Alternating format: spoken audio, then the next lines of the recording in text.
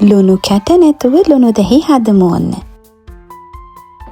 එහෙනම් දැන් අපි බලමු කොහොමද මේ ලුණු දහි එක හදාගන්නේ කියලා. අද මම ගාඩන් එකෙම දහි කිලෝ 1.5ක් විතර කඩාගත්තා. මුලින්ම කරන්නේ හොඳට ලුණු ටිකක් දාලා මේ දහි ටික හොඳට හොදලා ගන්න එක. ඊට පස්සේ මේ දහි ටික විනාකිරෙන් පෙර 10ක් තඹ ගන්නයි යන්නේ.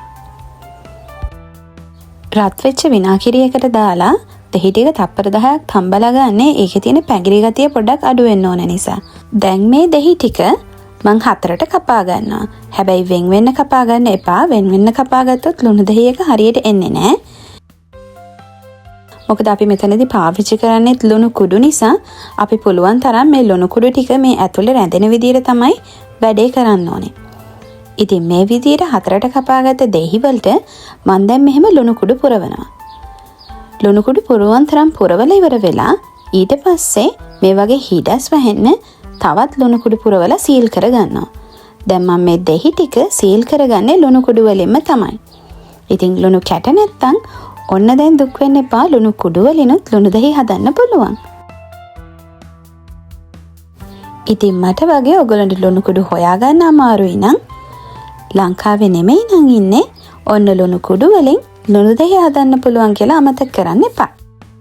මේ විදියට ලුණු දාලා පුළුවන් තරම් දහි ගෙඩිය අපි සීල් කරගන්න ඕනේ.